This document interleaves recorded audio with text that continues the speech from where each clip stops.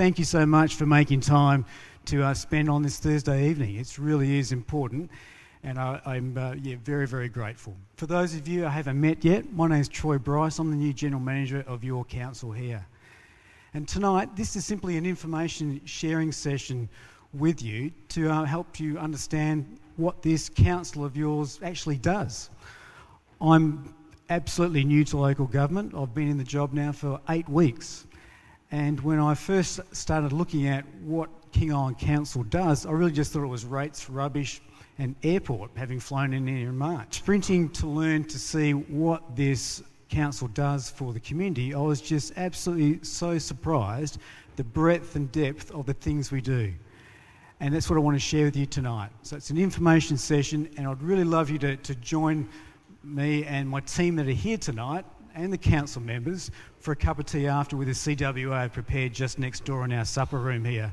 So if you can save the questions to the end, that will just be wonderful. Thanks. I found it a real learning curve for me to understand what a local government council does.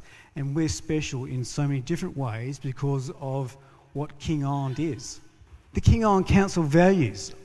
This was done in 2015 by your team here, and I really like them. This is just a respectful, meaningful set of values that help shape and should test our decisions that the council makes for you as a community. And it's important that we now raise these more and test the decisions more and refer to these values more. So community is tested by its values and measured by its values. So I thought it might be helpful also, if you haven't met your elected council, wouldn't it be great to see who these people are? They're out and about the community. You're going to learn a little bit more about what they get involved in during the year. But I thought these wonderful complimentary photos of the council members would be helpful for you as well. Our Mayor, Duncan McPhee, our Deputy Mayor, Jim, and other elected members here. If you can please just stand up and just let the community see you. Thank you very much, guys.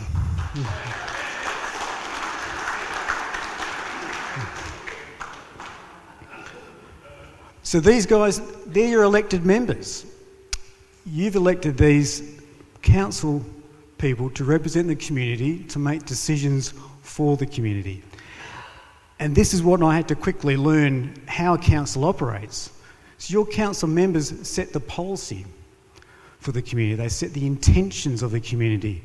Then it's my job and the council team's job to understand that and then to deliver that in a range of services for the community. And that's the difficult part, is actually delivering on the policy intentions set by council. It's my job to represent the council team, to inform, to educate, to brief and arm the council members with all the information they need to make informed decisions, to understand the ramifications, decision options, because every decision has an implication, as you're fully aware. So the decision chain or direction chain, this is a constant cycle for us in the council team, is the council setting the intention, setting the direction, the council team in taking that on board, putting it into a plan and executing it and delivering it in services to the community. And the cycle goes on. So your council members, they're members of the community just like you and I. And many of the elected members, nearly all of them, are involved in a number of different committees and clubs. It was interesting to see the depth of their involvement, and I don't know where they get the time for all this. It was terrific to see members of the community at this level contributing in so many different areas to share their experiences and to make things better. That would be the hope for all of us. So what does your council do? Pretty simple stuff, isn't it? My first ever council meeting in my life was here 6 weeks ago in May. That was a bit of an experience. And number 2 was this week. It's a very structured, highly regulated environment where there's an obligation under the Local Government Act for the council to deliver all these different services to you. I stopped counting at 800. It is just an endless stream of prescriptive things the council organisation is to deliver. That's how it's paid for. So ratepayers constitute 29% of the funding to deliver all those services and maintain the infrastructure on behalf of the community. And this particular graph, if you like, hasn't been presented to King Island community before. And I thought it was a really good start point to understand where the sources of revenue and funding come from to pay for all the things that we do. What you'll see in the coming weeks too is also sharing with you where that money goes and breaking that down into the different categories for you to understand where and how your money is being invested and spent. So your team, who are these people that actually do all these things for you? Many of the guys are here tonight. Thanks team for coming along. That's what the organisation looks like. It's a pretty stock standard structure of a delivery departments for the range of services we provide to the community. How do we compare with other communities? King Island's on the far left there. If you look at our population, that one there says 1614. We've got a council staff number of 29, and we've got an expenditure of about 7 million per annum. If you go next door to Lord Howe Island, population of 382, council staff of 44, and they've got 10 million to spend. Kangaroo Island, 4,700 people, council staff of 55, they've got 16 million to spend. Look at Cocos Island, 544 people, a council staff of 43, and operating expenditure of 4.7. Plus, there's lots of other federal funding goes into that little community. The other interesting stat to look at is the roads. So on King Island, we've got 436 kilometres of roads to maintain and improve all the time. Look across to Cocos Islands, they've got 23 kilometres. They're not all sealed, let me tell you. Flinders Island's got the same size council staff, but a population of less than 1,000 and a road network 3/4 the size of ours. Looking at what we have to deal with in terms of the money we can spend and invest in the community to maintain the infrastructure is an important comparison to see, are we getting dealt a fair share? Part of your council's job, your team, is to go and win that funding. Because you saw it represents 47% of the total revenue you have at the moment. It could be more. It's going to need to be more if we want to improve the infrastructure, improve the services there. No council in Australia, and there's 585 different councils across Australia, relies solely on ratepayers' money. It cannot work. It's not designed to work that way with a 3-tier government system in Australia. So your team, who does all this stuff? This lovely lady. Heard of the Clemens family, little family, got a few properties around the place.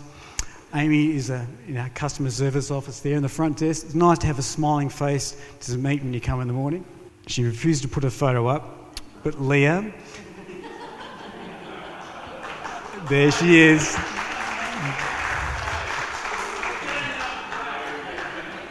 How can you not like Leah? Leah's an island girl who's been with the council for a long time, and she's my teacher, my very patient teacher, saying, what do we do here, Leah? She helps coordinate council members who aren't all their ways that easy to deal with in terms of managing all the different things council are asked to do, the workshops they do, the weekends they commit, the evenings they commit and the like. There's a lot of information to share along the way, and Leah does a terrific job at that. Council's longest service employee. There's a great photo of the old council building back in the day. There's Harps. Is Harps here? I thought I heard his voice. Where is he? But it's great to know we've got someone of that stature and history here for us. Ranger Nicholas. It's just a time period piece. Isn't it great having a local lad who knows the land, who loves the environment, who's got a great way with people doing a job like this? Is he dog Reese? His dog's got a lovely bark collar on there too, so yeah. We've got 2 airport reporting officers, Greg and... No, they're not. Greg and young Jaden doing a good job out there in an airport that's busier than you would think. Our new assets and project engineer was going to be here, but he's out at Perina working a bit late tonight, fixing a few things up there and pouring concrete, which is terrific. That's Justin Digney is his name. His family's coming down. He's got 3 kids. We're going to school here as well. And he's making a difference already, which is great to have an engineer back on staff. Look at these fellows. Where would we be without them? There he is up the back. Good on you, mate. Yep, it would be a pretty untidy town without that. So your community council, your team members here, just like you, we are members of the community and we're involved in so many different things as well. As like all of you, we're involved in one or many clubs and associations and committees. And there's so much general involvement out there, and it's like a real cross-section of the community. Just look at the organisation here, those 29 people. This is the new website, just about to be released, hopefully, next month. The intention here, guys, is to improve the information we provide to the community, also reflecting the beautiful landscape that we live in here, like we saw at the beginning of the show tonight, and to present it in a more simple way, easier access way, easier to navigate way. On this particular page on the new website, there's going to be a little icon to click up there to get the audio recording of the council meetings. Who wouldn't love to live that late at night? There are exciting things to do. Lots of good information there.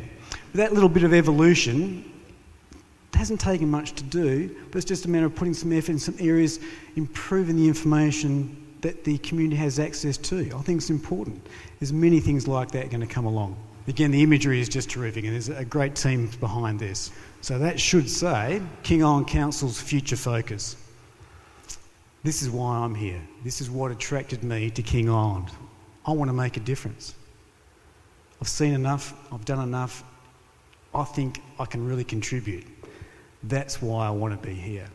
What I've done in the last 8 weeks is really look back and quickly get some learnings. Where have we just come from?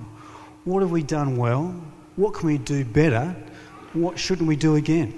What your council has just approved is the next 12-month plan. What are we trying to achieve? What are we setting ourselves up for? How should we be investing more wisely in the right areas? What I'm going to ask of you next is to help me set the vision.